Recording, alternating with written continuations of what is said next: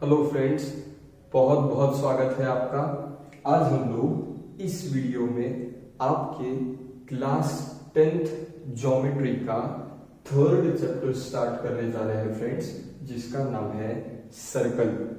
ठीक, चैप्टर को स्टार्ट करने के पहले, सर्कल चैप्टर को स्टार्ट करने के पहले आपके क्लास 10th के लिए इस चैप्टर से रिलेटेड जो बेसिक कॉन्सेप्ट्स है, पहले मैं आपको इस वीडियो में सिर्फ और सिर्फ बेसिक कॉन्सेप्ट्स एक्सप्लेन करने जा रहा हूं, जिसके बाद आने वाले एक्सरसाइजेस में, प्रैक्टिस सेट्स में आपको इनकी काफी मदद होगी। ठीक है फ्रेंड्स।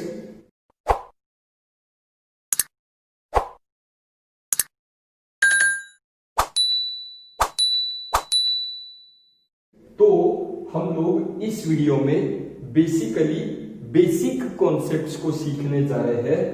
सबसे पहले तो हम लोग 4 प्रॉपर्टीज को सीखने जा रहे हैं फ्रेंड्स। ठीक, सबसे पहली प्रॉपर्टी क्या कहती है? सबसे पहली प्रॉपर्टी क्या कहती है? अगर आप एक पॉइंट को ले लो, ठीक, और अगर आप इसमें से सर्कल पास करना स्टार्ट करो। ये मेरे सर्कल काफी खराब है, मुझे पता है, I know that very well, but कहना चाहूंगा सबसे पहला पॉइंट है कि infinite circles can pass through one single point. ये मेरा पहला पॉइंट है फ्रेंड्स, आपके बेसिक कॉन्सेप्ट से related. Infinite number of circles can pass through one single point. एक पॉइंट अगर लो और उस पॉइंट में से अगर आप सर्कल्स पास करो तो आप इनफाइनाइट सर्कल्स पास कर सकते हो वन सिंगल पॉइंट में से। ठीक है फ्रेंड्स। दूसरा पॉइंट है, if you take 2 distinct points, अगर आप 2 डिस्टिंक्ट पॉइंट्स लेते हो, अगर आप 2 डिस्टिंक्ट पॉइंट्स लेते हो, अगर आप 2 डिस्टिंक्ट पॉइंट्स ले सकते हो, तो भी मैं कह सकता हूं कि infinite circles can pass through 2 distinct points friends, 2 distinct points. कहना चाहूंगा कि आप कहीं भी कोई भी 2 पॉइंट अगर लेते हो, 2 पॉइंट, सपोज ये एक पॉइंट है और ये एक पॉइंट है, तो दोनों पॉइंट में से एक साथ आप इनफाइनाइट सर्कल्स पास कर सकते हो friends. Infinite number of circles can pass together through 2 distinct points. Single point में से भी आप इनफाइनाइट नंबर ऑफ सर्कल्स पास कर सकते हो। 2 डिस्टिंक्ट पॉइंट्स अगर आप लेते हो तो उन दोनों में से भी आप एक साथ इनफाइनाइट नंबर ऑफ सर्कल्स पास कर सकते हो। तीसरा केस है फ्रेंड्स, तीसरा केस है कि अगर आप 3 नॉन कोलिनियर पॉइंट्स लेते हो। ये तीसरा केस है। पहला केस में क्या है, 1 सिंगल पॉइंट में से कितने सर्कल पास हो सकते हैं? Infinite circles. दूसरा केस, 2 डिस्टिंक्ट पॉइंट में से कितने सर्कल्स पास हो सकते हैं? Infinite circles.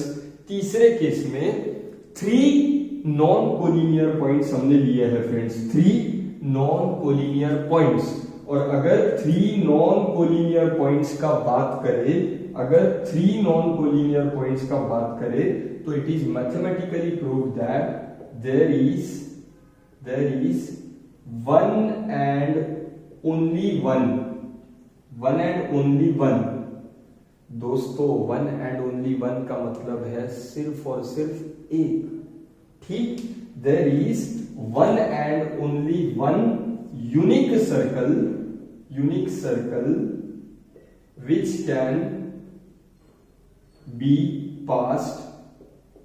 be passed through 3 non collinear points. दोस्तों, 3 non collinear points.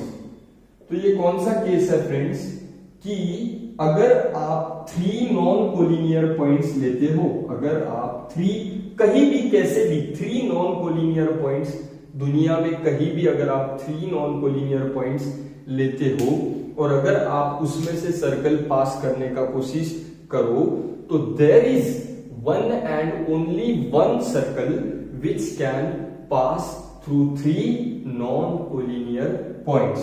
This will be a unique circle which can pass through 3 non collinear points together. ठीक, last का पॉइंट है बेटा, अगर आप 3 कोलिनियर पॉइंट्स लेते हो, 3 कोलिनियर पॉइंट्स लेते हो तो नो एनी सर्कल. बेटा अगर आप 3 कोलिनियर पॉइंट्स लेते हो तो no any circle can pass. No any, कोई भी सर्कल नहीं है ऐसा दुनिया में. No any circle can pass through 3 collinear points. बेटा अगर आप 3 कोलिनियर पॉइंट्स लेते हो, कोलिनियर पॉइंट्स अगर लेते हो तो तीनों में से एक साथ, 2 में से तो पास होते हैं बट 3 कोलिनियर पॉइंट्स में से एक साथ कोई भी एक सर्कल पास नहीं हो सकता है. इनफैक्ट कोई भी सर्कल 3 कोलिनियर पॉइंट्स में से पास नहीं हो सकता है. No any circle can pass through 3 collinear points together. No any circle can pass. तो बेटा ये 4 केसेस थे. एक पॉइंट में से इनफाइनाइट सर्कल्स पास होते हैं, 2 डिस्टिंक्ट पॉइंट्स में से भी इनफाइनाइट सर्कल्स पास होते हैं, 3 नॉन कोलिनियर पॉइंट में से सिर्फ और सिर्फ एक सर्कल पास हो सकता है. और अगर आप 3 कोलिनियर पॉइंट्स लेते हो तो इनमें से कोई भी एक सर्कल पास हो ही नहीं सकता है. It can no any circle can pass through 3 collinear points. तो बेटा मेरा सबसे पहला टॉपिक था ये 4 पॉइंट्स. प्लीज इनको आपके नोटबुक्स में नोट डाउन कर लीजिए. आई होप आपको ये समझ में आया होगा. ठीक, हेलो फ्रेंड्स, अब बात करेंगे मेरे दूसरे पॉइंट की जो है सेकेंड और टेंजेंट किसे कहा जाना चाहिए. बेटा ये सर्कल है. क्या है? सर्कल. यहां पर भी मैंने क्या निकाला है? सर्कल. ठीक है बेटा, 2 केसेस आपको मैं निकाल कर दिखा रहा हूं. प्लीज इनको ध्यान से देखिए. सपोज इसे कहेंगे लाइन M. ठीक है बेटा, और इसे कहेंगे लाइन N. ठीक है बेटा, लाइन K कहेंगे. चलो ठीक है, K. ये सेंटर है, ये सेंटर है. ठीक है बेटा, 2 केसेस मैंने आपको दिखाए हैं. पहले केस में अगर आप देखते हो तो a line is touching a circle. A line M is touching the circle externally. Line M is touching the circle externally at one single point. Line M is touching the circle at one single point. और इसीलिए ऐसी line जो circle को externally सिर्फ एक point में touch करती है उसे कहा जाता है टेंजेंट ऑफ द सर्कल. क्या कहा जाता है friends? Tangent of the circle. A line touching the circle externally at only one point is called as tangent to the circle. उसे टेंजेंट कहा जाता है. और लाइन के की अगर बात करो, अगर आप फिगर को ध्यान से देख रहे हो तो आप देखोगे कि लाइन के सर्कल को 2 अलग अलग पॉइंट्स में टच कर रहा है या इंटरसेक्ट कर रहा है. एंड लाइन के टचेस या intersects the circle at two distinct points. क्या है फ्रेंड्स? लाइन के टचेस या intersect the circle eight 2 distinct point. Line के जो सर्कल को टच करके पास हो रहा है वो सर्कल को 2 पॉइंट्स में टच कर रहा है. और ऐसी लाइन जो सर्कल को दो पॉइंट में इंटरसेक्ट करती है, इस लाइन को कहा जाता है सेकेंड। क्या कहा जाता है? Secant. A line touching the circle at two distinct point is called as a secant, and a line touching the circle externally at only one point is called as a tangent.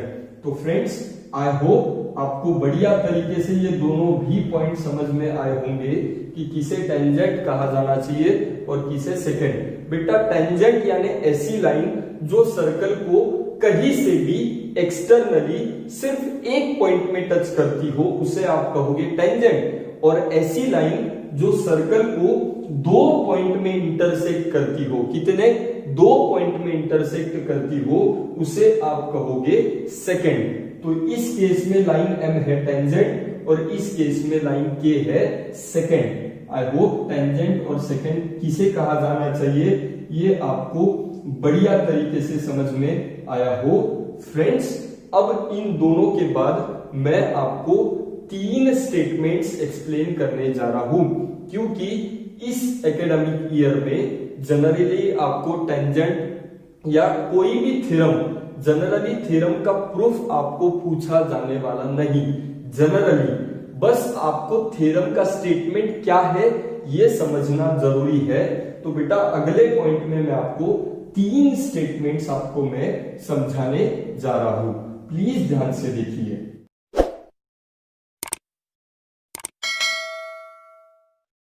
Hello friends, अब हम लोग सबसे पहले theorem के statement को सीखने जा रहे हैं और उस थ्योरम का नाम क्या है बेटा? Tangent theorem. पूरे चैप्टर में इस थ्योरम के स्टेटमेंट का यूज किया गया है, तो प्लीज इसको ध्यान से समझिए। ठीक, क्या कहता है बेटा ये स्टेटमेंट? ये अगर सर्कल है, ठीक है बेटा, ये आपका सर्कल है, मान लीजिए ये आपके सर्कल का सेंटर है और मान लीजिए कि ये आपका रेडियस है। क्या है? रेडियस। और इस रेडियस का जो एंड पॉइंट है वहां से आप क्या पास किए हो? टेंजेंट पास किए हो। क्या निकाला मैंने? एक सर्कल निकाला है, उसमें एक रेडियस निकाला है और उस रेडियस का जो एंड पॉइंट है वहां से मैंने टच करते हुए कौन निकाला है? टेंजेंट निकाला है। तो बेटा, इस टेंजेंट थ्योरम को क्या कहना है ध्यान से समझिए। पहले मैं आपको लिखकर समझाता हूं ताकि आपको बेटर समझ में आए। A tangent at any point of a circle, at any point of a circle, क्या कहा है? A tangent at any point of a circle is always perpendicular, is always perpendicular to the radius, to the radius at that point of contact, at that point of contact। क्या कहते हैं friends? क्या कहते हैं? A tangent at any point of a circle, a tangent at any point of a circle is perpendicular to the radius at that point of contact। इसका मतलब क्या है फ्रेंड्स? ये तो स्टेटमेंट हुआ। A tangent at any point of a circle is perpendicular to the radius, is perpendicular to the radius at that point of contact। इसका मतलब ये है बेटा, आप अगर सर्कल लेते हो, सर्कल में रेडियस निकालते हो और उस रेडियस के एंड पॉइंट पर ही अगर आप टेंजेंट निकालते हो, तो उस रेडियस और उस टेंजेंट के बीच का एंगल हमेशा 90 डिग्री होना चाहिए। यानी वो रेडियस और वो टेंजेंट हमेशा एक दूसरे को परपेंडिकुलर होने चाहिए। मान लीजिए ये मेरा सर्कल है। क्या है? ये मेरा सर्कल। ठीक, ये मैंने निकाला रेडियस। क्या निकाला फ्रेंड्स? मैंने रेडियस। ठीक, ये रेडियस का एंड पॉइंट है। अगर आप यहां पर एक टेंजेंट निकालते हो, क्या निकालते हो? टेंजेंट। और अगर आपसे कोई पूछे इस रेडियस में और उसका जो टेंजेंट है, दोनों का जो पॉइंट ऑफ कांटेक्ट है वो सेम है, इस रेडियस में और इस टेंजेंट में कौन सा एंगल होगा? आप कहोगे 90 डिग्री वाला एंगल होगा और रीजन कहोगे टेंजेंट थ्योरम। टेंजेंट थ्योरम के मुताबिक अगर आप किसी भी सर्कल में, अगर आप कोई भी सर्कल में अगर आप रेडियस निकालते हो और उस रेडियस का जो एंड पॉइंट है वहीं से अगर आप टेंजेंट को पास करते हो तो यहां पर रेडियस का जो कॉमन पॉइंट है वही टेंजेंट का भी कॉमन पॉइंट है, एंड पॉइंट। ठीक, तो अगर आप रेडियस को निकालते हो और उसी के एंड पॉइंट पर से टेंजेंट को निकालते हो तो उस टेंजेंट और उस रेडियस के बीच का एंगल हमेशा कितना होना चाहिए? 90 डिग्री होना चाहिए। A tangent at any point of a circle, a tangent at any point of a circle is always perpendicular to the radius, is always perpendicular to the radius at that point of contact. Friends, अब मान लीजिए अगर मैंने ये circle निकाला, ठीक, ये मेरा रेडियस है, ठीक, और यहां पर मैंने टेंजेंट निकाला है। अब ये कहना गलत बात होगा कि इन दोनों के बीच का एंगल 90 डिग्री है। क्यों?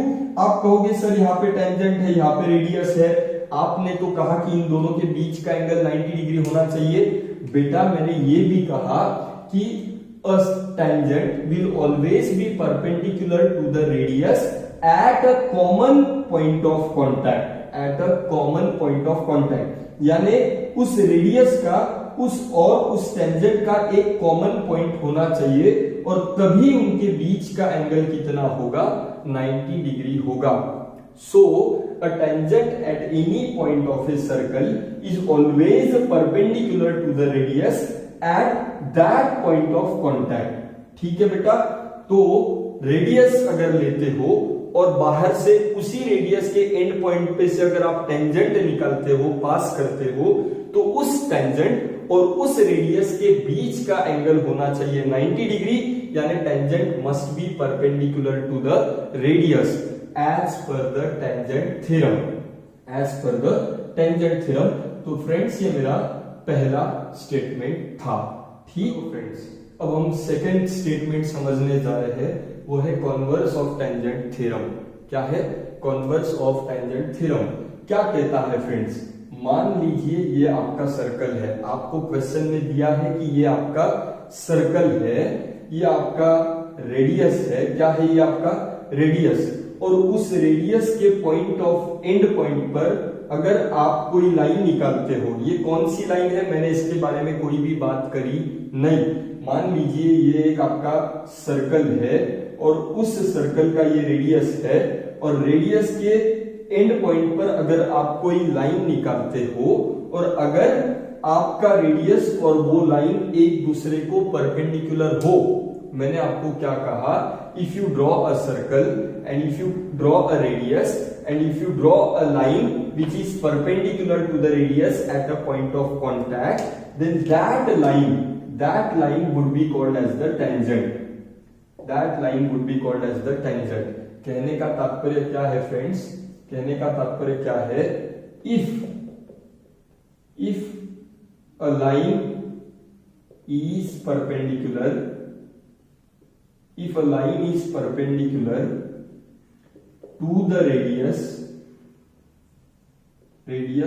of a circle at the point of contact, at the point of contact, क्या कहा फ्रेंड्स, ध्यान से देखिए, if a line is perpendicular to the radius at a point of contact, if a line is perpendicular to the radius, अगर आपको दिया है कि एक्सटर्नली कोई लाइन रेडियस को परपेंडिकुलर है, ऐसे अगर आपको ऑलरेडी कहा गया है, if a line is already perpendicular to the radius of a circle at the point of contact, then that line must be a tangent। तो वो खास लाइन कौन होनी चाहिए? टेंजेंट। अगर आपको कहा है कि सर्कल के बाहर कोई लाइन ड्रॉ करी गई है जो सर्कल के पॉइंट को टच करते हुए जा रही है और उसी पॉइंट पर कौन ड्रॉ किया गया है? रेडियस। अगर वो लाइन वहां पर ड्रॉ किए गए रेडियस को परपेंडिकुलर हो तो उस लाइन को आप क्या कहने चाहिए? टेंजेंट कहने चाहिए। आपको कहा गया है कि a line, if a line is perpendicular to the radius of a circle, if a line is perpendicular to the radius of a circle at the point of contact, then that line should be called as a tangent. Then that line should be called as a tangent. Tangent theorem में क्या था, अगर आप एक radius निकालते हो और उसी रेडियस के एंड पॉइंट पर अगर आप टेंजेंट निकालते हो तो उन दोनों के बीच का एंगल 90 डिग्री होना चाहिए, यानी tangent drawn at that point must be perpendicular to the radius. ये टेंजेंट थ्योरम के मुताबिक। लेकिन कॉन्वर्स का क्या कहना है, इफ अ लाइन, कौन सी लाइन हमको मालूम नहीं, टेंजेंट थ्योरम में कहा जाता है कि ये लाइन टेंजेंट है, यहां पर ऐसा नहीं कहा गया है। यहां पर क्या कहा गया है, इफ अ लाइन, कौन सी हमें पता नहीं, is perpendicular to the radius of a circle at the point of contact, अगर ऐसी कोई लाइन रेडियस को ऑलरेडी परपेंडिकुलर है तब जाके उस लाइन को आप क्या कहोगे, टेंजेंट कहोगे। ये मेरा सेकेंड स्टेटमेंट था फ्रेंड्स। आई होप आपको बढ़िया तरीके से समझ में आया हो। अब मैं बात करूंगा थर्ड पॉइंट फ्रेंड्स। अब बात करेंगे हमारे तीसरे स्टेटमेंट की, थर्ड स्टेटमेंट की, जो है टेंजेंट सेगमेंट थ्योरम। क्या कहना है फ्रेंड्स, मान लीजिए ये आपका सर्कल है, मान लीजिए ये आपका सर्कल है और बाहर एक्सटर्नली कहीं भी आप एक पॉइंट लेते हो, बाहर एक्सटर्नली कहीं भी, यहां पर यहां पर यहां पर कहीं भी आप एक पॉइंट को लेते हो और उस पॉइंट से अगर आप इस सर्कल पर सेम तरीके से अगर टेंजेंट ड्रॉ करते हो, उस पॉइंट में से अगर आप इस सर्कल पर, मान लीजिए ये मेरा एक्सटर्नल पॉइंट है फ्रेंड्स, ठीक, और इस एक्सटर्नल पॉइंट में से मैंने सर्कल पर दो टेंजेंट्स ड्रॉ करे, उससे ज्यादा मैं कर भी नहीं सकता हूं। एक्सटर्नल पॉइंट में से केवल सिर्फ और सिर्फ आप मैक्सिमम 2 टेंजेंट्स ड्रॉ कर सकते हो। तो फ्रेंड्स टेंजेंट सेगमेंट थ्योरम का क्या कहना है, 2 tangent segments, 2 tangent segments, 2 tangent segments, 2 tangent segments drawn to a circle, 2 tangent segments drawn to a circle from same external point। क्या कहा friends, 2 tangent segments, 2 tangent segments drawn to a circle from same external point। Same external point में से उस circle पर 2 tangents draw करी गई है। 2 tangent segments drawn to a circle from the same external point are always congruent, are always congruent to each other. इसका मतलब क्या है फ्रेंड्स, मैं फिर एक बार रिपीट करता हूं। मान लीजिए ये आपका सर्कल है, ठीक, और ये आपका एक्सटर्नल पॉइंट है, ठीक, और इस अकेले एक्सटर्नल पॉइंट में से, इस अकेले एक्सटर्नल पॉइंट में से आप इस सर्कल पर 2 टेंजेंट्स ड्रॉ करते हो, ठीक है फ्रेंड्स। इस अकेले एक्सटर्नल पॉइंट में से आप इस सर्कल पर 2 टेंजेंट्स अगर ड्रॉ करते हो तो ये दोनों टेंजेंट्स आपस में एक दूसरे को कॉन्ग्रुएंट होने चाहिए। अगर इस टेंजेंट का लेंथ 5 मीटर है तो इस टेंजेंट का भी लेंथ होना चाहिए 5 मीटर। स्टेटमेंट क्या कहता है, tangent segments drawn to a circle from an external point are always congruent. Friends क्या कहा गया है आपकी किताब के मुताबिक, 2 tangent segments drawn to a circle from an external point, drawn to a circle from same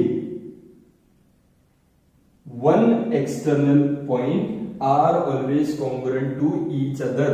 यानी क्या है कि अगर आप कोई भी सर्कल ड्रॉ करते हो, उसके बाहर अगर आप कोई भी एक एक्सटर्नल पॉइंट लेते हो और उस एक्सटर्नल पॉइंट में से अगर आप सर्कल पर दो टेंजेंट्स ड्रॉ करते हो, सेम पॉइंट में से अगर आप सर्कल पर दो टेंजेंट्स ड्रॉ करते हो तो ये दोनों टेंजेंट आपस में एक दूसरे को कॉन्ग्रुएंट होने चाहिए। और ये किसका कहना है? टेंजेंट सेगमेंट थ्योरम का। Tangent segments drawn from an external point to a circle, tangent segments drawn from an external point to a circle are always congruent to each other, and this is the statement of tangent segment theorem. Friends, यहां पर आपका जो basic part है, आपके practice set 3.1 के पहले जो आपको पता होना चाहिए था, इस थ्योरम को, इस कंसेप्ट को, इस पूरे बेसिक पार्ट को हमने इस वीडियो में बढ़िया तरीके से कवर करने का कोशिश किया है।